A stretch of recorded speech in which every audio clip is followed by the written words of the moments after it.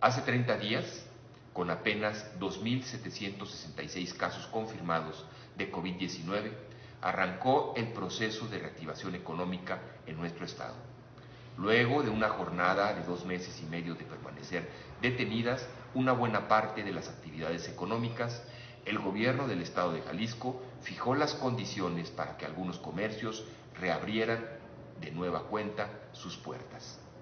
Aunque las necesidades de miles de familias reclaman la reactivación, basta observar el repunte de casos que se vive en Estados Unidos para constatar los riesgos que pone de poner los criterios económicos antes que los de la salud. Insisto, hoy hay que buscar el balance justo y adecuado de acuerdo a las condiciones que tenemos en este país. Hoy que nos encontramos en medio de la llamada fase de responsabilidad individual, con más de 12,000 casos confirmados y las cifras de contagio en aumento, el Estado vive una semi-normalidad que se aprecia en las calles con cada vez más personas.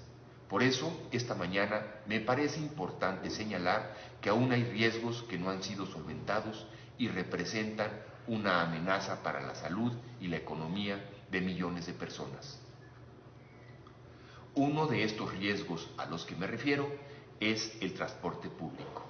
Habita nuestra área metropolitana y mueve a miles de personas todos los días a sus centros de trabajo. Como lo informó el día de ayer el periódico El Informador, Jalisco enfrenta la epidemia de coronavirus con un rezago de camiones, pues cuenta únicamente con 68 unidades por cada 100,000 habitantes. Esta carencia ocasiona que las unidades se abarroten en las horas pico en la ciudad. Pone en riesgo la salud de operadores y de usuarios al no facilitar la sana distancia entre personas. Como ya se ha dado a conocer en otras ocasiones, el sistema de transporte público está considerado como un foco de contagio del COVID-19, solamente superado por los hospitales COVID.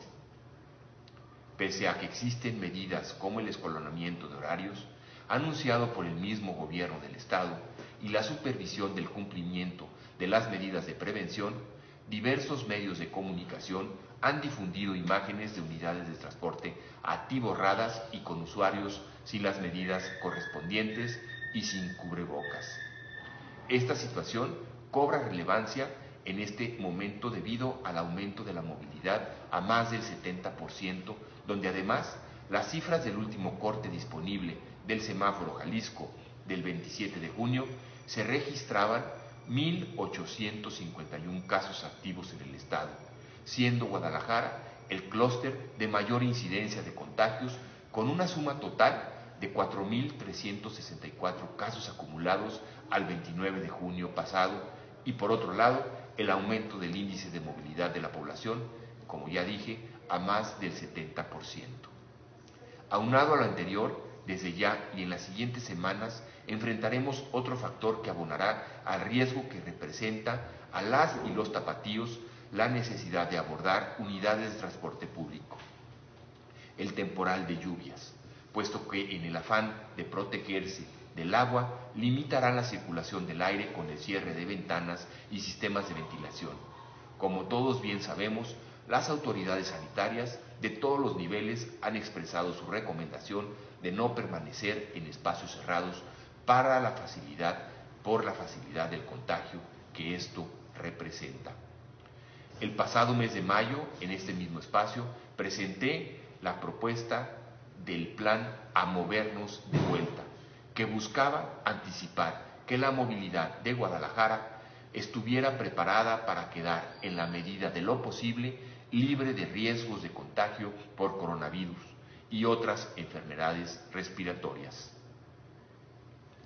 Esta mañana quiero hacer un llamado a las autoridades en materia, como la Secretaría del Transporte del Gobierno del Estado de Jalisco y al IMEPLAN, así como al Gobierno Municipal, a que se atienda a profundidad la realidad de riesgo que viven miles de personas en la ciudad al transportarse a sus centros de trabajo, porque no puede haber reactivación sin prevención.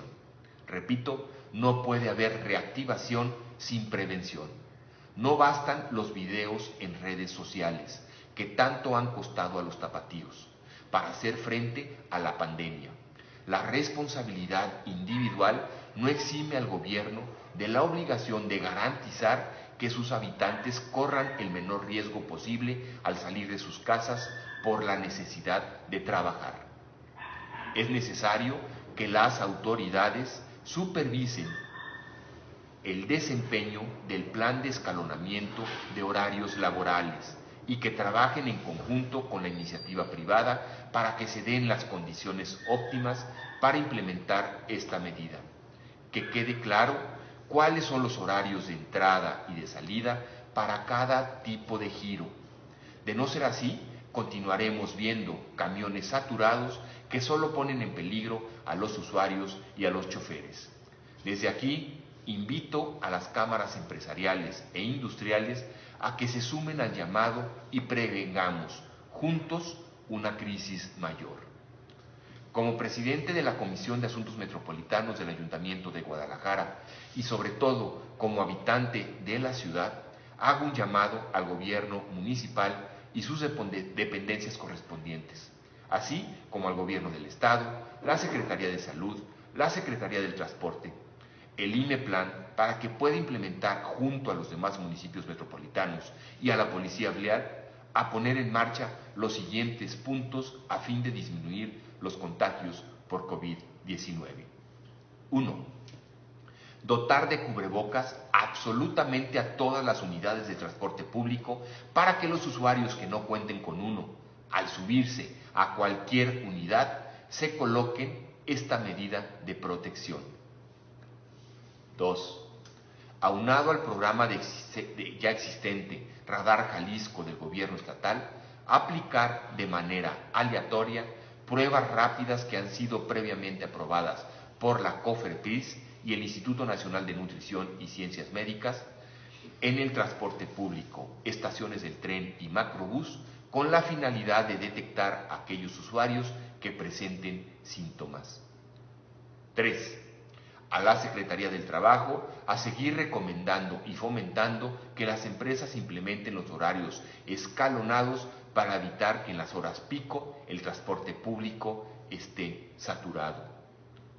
4. Usar los parabuses, vallas publicitarias, así como los anuncios al interior y exterior de las unidades del transporte público para implementar una campaña de comunicación gráfica y socialización sobre las medidas sanitarias que deben aplicarse, así como para dar a conocer las líneas telefónicas para comunicarse en caso de que alguien presente los síntomas. 5. Que la Policía Vial y la Dirección de Movilidad del municipio de Guadalajara vigilen las ciclovías existentes para permitir un óptimo uso y mayor afluencia de ciclistas.